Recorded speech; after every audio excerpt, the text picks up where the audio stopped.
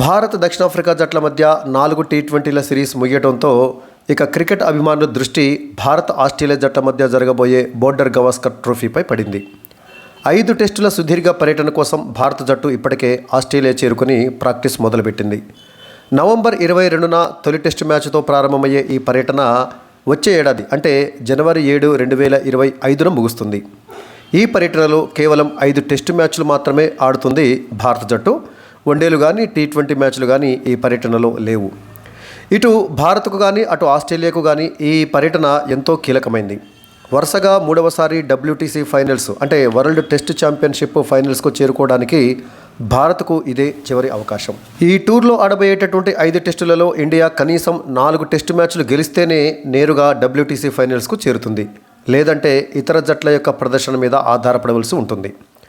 New Zealand తోటి test సిరీస్కు ముందు WTC పాయింట్ల పట్టికలో అగ్రస్థానంలో ఉన్న ఇండియా ఆ సిరీస్లో అంటే న్యూజిలాండ్ పైన 3 మ్యాచ్లలో కూడా ఓడిపోయి వైట్ వాష్కు గురి కావడంతో WTC పాయింట్ల పట్టికలో అగ్రస్థానం నుండి 2వ స్థానానికి పడిపోయింది.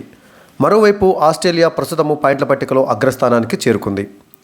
2025లో జరగబోయేటటువంటి వరల్డ్ టెస్ట్ ఛాంపియన్షిప్ ఫైనల్స్కు ముందు ఇండియా ఆడబోయేటటువంటి చివరి సిరీస్ ఇదే.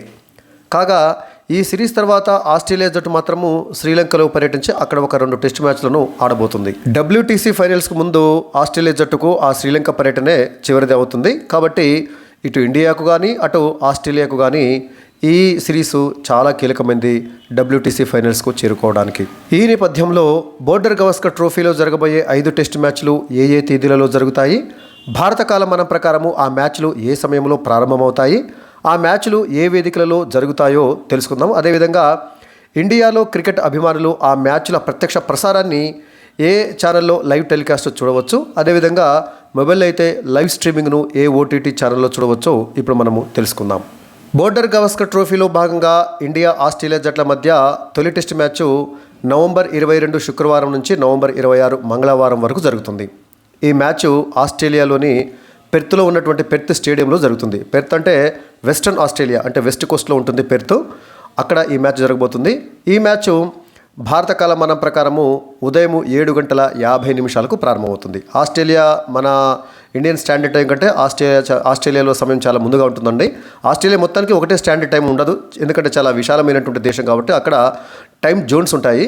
సో ఇది వెస్టర్న్ ఆస్ట్రేలియాలో ఉంటుంది కాబట్టి మన ఇండియన్ స్టాండర్డ్ టైంతో పోలిస్తే కొంత తేడా ఉంటుంది. అదే ఈస్ట్ సైడ్ అయితేనేమో చాలా ఎక్కువ తేడా ఉంటుంది, 3-4 గంటల తేడా ఉంటుంది.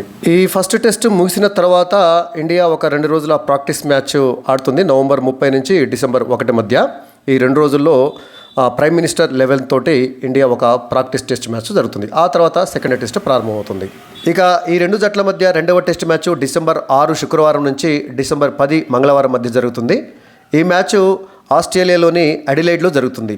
అడిలైడ్ అంటే సౌతర్న్ ఆస్ట్రేలియాలోని సిటీ, అది సౌత్ కోస్టల్ సిటీ, అది అడిలైడ్, అక్కడ జరుగుతుంది. ఈ మ్యాచ్ డే నైట్ మ్యాచ్ అండి. డే నైట్ మ్యాచ్ అంటే పింక్ టెస్ట్ అంటారు, పింక్ బాల్ టెస్ట్ అంటారు దీన్ని. సో అక్కడ డే నైట్ మ్యాచ్ అయితే మనకి ఇండియన్ స్టాండర్డ్ టైం ప్రకారం అంటే భారత కాలమానం ప్రకారం ఉదయం 9:30 ఈ మ్యాచ్ ప్రారంభమవుతుంది. అంటే ఇండియాలో టెస్ట్ మ్యాచ్ జరిగితే ఏ సమయానికైతే మ్యాచ్ ప్రారంభమవుతుందో ఆ సమయానికి అక్కడ డే నైట్ మ్యాచ్ కాబట్టి అక్కడ మధ్యాహ్నం అంటే మనకి ఇక్కడ ఉదయం అవుతుంది. సో మన ఇండియన్ స్టాండర్డ్ టైం ప్రకారం ఉదయం 9:30 ఆ మ్యాచ్ స్టార్ట్ అవుతుంది. అడిలైడ్లో ఓవెల్ మైదానంలో ఈ మ్యాచ్ జరగబోతుంది. అక్కడ ఆ మైదానం యొక్క కెపాసిటీ 53,583 మంది ప్రేక్షకులు కూర్చోవచ్చు. సో ఈ పర్యటనలో ఉన్నటువంటి ఒకే ఒక డే నైట్ మ్యాచ్ ఇది. ఇక తర్వాత ఈ 2 జట్ల మధ్య 3వ టెస్ట్ మ్యాచ్ డిసెంబర్ 14 శనివారం నుంచి డిసెంబర్ 18 బుధవారం మధ్య జరుగుతుంది. ఈ మ్యాచ్ ఆస్ట్రేలియాలోని బ్రిస్బేన్లో జరుగుతుంది. బ్రిస్బేన్ అంటే తూర్పు ఆస్ట్రేలియా అంటే ఈస్టర్న్ ఆస్ట్రేలియాలో ఉన్నటువంటి ఒక కోస్టల్ సిటీ బ్రిస్బేను. సో బ్రిస్బేన్లో ఉన్నటువంటి గబ్బా స్టేడియంలో ఈ మ్యాచ్ జరుగుతుంది. గబ్బా స్టేడియం అనగానే మనకి ఒకేసారి గూస్ బంప్స్ అవుతుంది. ఎందుకంటే లాస్ట్ టైము ఆస్ట్రేలియా పర్యటనలో గబ్బా స్టేడియంలో అద్భుతమైనటువంటి విజయాన్ని మనం సాధించడం జరిగింది. రిషబ్ పంత్ బ్రహ్మాండమైనటువంటి ఇన్నింగ్స్ ఆడి దాదాపుగా అందరూ సమిష్టిగా ఆడి గబ్బా స్టేడియంలో, మరి అప్పుడు సీనియర్లు లేనప్పటికీ కూడా అందరు జూనియర్ ప్లేయర్లు ఉన్నప్పటికీ ఆ మ్యాచ్లో మనం విజయం సాధించి సిరీస్ని చేజిక్కించుకోవడం జరిగింది. సో ఆ గబ్బా స్టేడియంలోనే 3వ టెస్ట్ మ్యాచ్ జరుగుతుంది. ఈ మ్యాచ్ భారత కాలమానం ప్రకారము ఉదయం 5:50 అంటే 10 నిమిషాల దాకా 6 గంటలకి ఈ మ్యాచ్ స్టార్ట్ అవుతుంది. ఇక ఈ పర్యటనలో 4వ టెస్ట్ మ్యాచ్ ఇది బాక్సింగ్ డే టెస్ట్ అంటారు దీన్ని. ఆస్ట్రేలియాలో ప్రతి సంవత్సరము డిసెంబర్ 26న టెస్ట్ మ్యాచ్ ఖచ్చితంగా ప్రారంభమవుతుంది. ఆ మ్యాచ్ కూడా ఖచ్చితంగా ఎంసీజీ అంటే మెల్బోర్న్ క్రికెట్ గ్రౌండ్లోనే ప్రారంభమవుతుంది. దాన్ని బాక్సింగ్ డే టెస్ట్ అంటాము. సో భారత పర్యటనలో భాగంగా 4వ టెస్ట్ మ్యాచ్ డిసెంబర్ 26 నుంచి డిసెంబర్ 30 మధ్య, అంటే డిసెంబర్ 26 గురువారం నుంచి డిసెంబర్ 30 సోమవారం మధ్య ఈ మ్యాచ్ జరుగుతుంది. దీన్ని బాక్సింగ్ డే టెస్ట్ అంటారు. ఈ మ్యాచ్ ఆస్ట్రేలియాలోని మెల్బోర్న్లో జరుగుతుంది. సో మెల్బోర్న్ అంటే మనకి సౌతర్న్ ఆస్ట్రేలియాలో విక్టోరియా స్టేట్లో ఉన్నటువంటి సిటీ. ఇది కూడా కోస్టల్ సిటీ.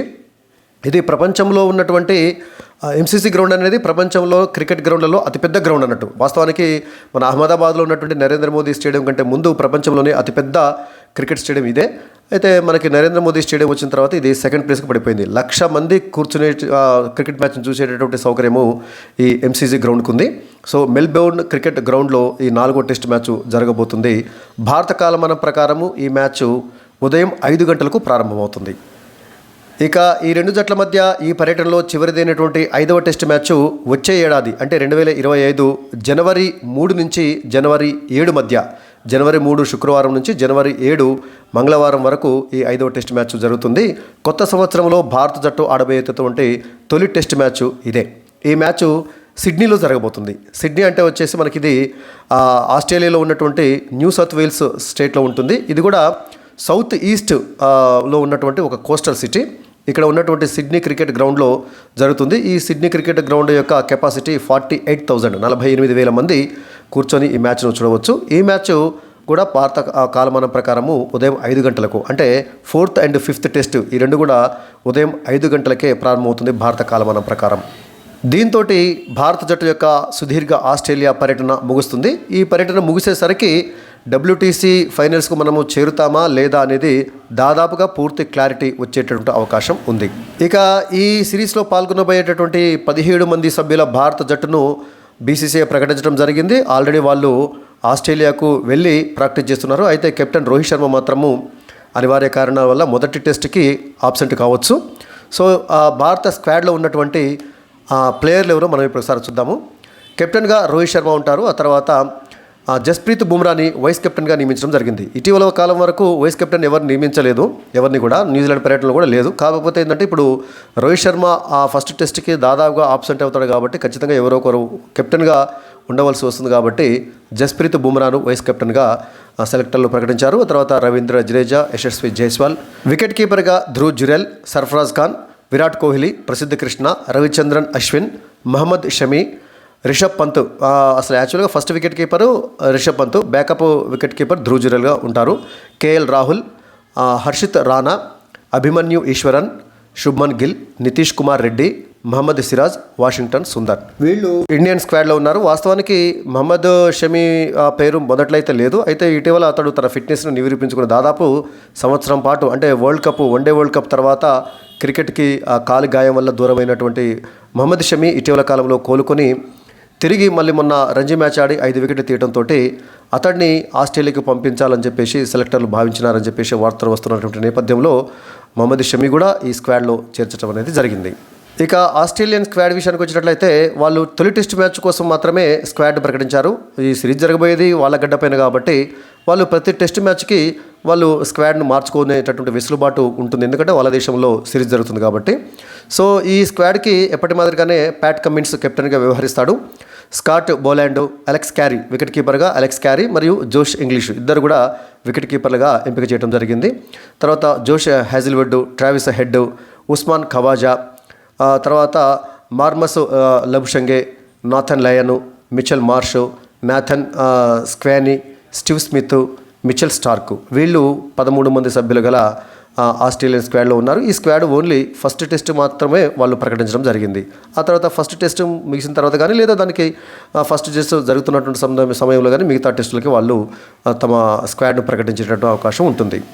ఇక ఇండియాలో ఉన్నటువంటి క్రికెట్ అభిమానులు ఈ మ్యాచ్ల యొక్క ప్రత్యక్ష ప్రసారాన్ని చూడాలనుకుంటే మాత్రము లైవ్ టెలికాస్ట్ అంటే టెలివిజన్ ఛానల్లో అయితే స్టార్ స్పోర్ట్స్ యొక్క ఛానల్స్లలో ఈ మ్యాచ్లను చూడవచ్చు. Star sports 1, star sports 2, star sports HD channels ఉంటాయి కదా, వాటిల్లో తెలుగు ఒక ఛానల్లో తెలుగులో, ఒక ఛానల్లో ఇంగ్లీష్లో, ఒక ఛానల్లో హిందీలో, ఒక ఛానల్లో HD ప్రసారాలు, ఇలా వాళ్ళ నెట్వర్క్లో స్టార్ స్పోర్ట్స్ నెట్వర్క్లో వివిధ ఛానళ్లలో ఈ మ్యాచ్ల యొక్క ప్రత్యక్ష ప్రసారం ఉంటుంది. అదేవిధంగా ఓటీటీ ఛానల్లో అయితే అంటే లైవ్ స్ట్రీమింగ్ అయితే మొబైల్లో కూడా మనము యాప్ డౌన్లోడ్ చేసుకుని లైవ్ స్ట్రీమింగ్ చూడాలనుకుంటే మాత్రము డిస్నీ ప్లస్ హాట్స్టార్ ఓటీటీ ఛానల్లో దీని యొక్క ఈ మ్యాచ్ల యొక్క లైవ్ స్ట్రీమింగ్ మనం చూడవచ్చు.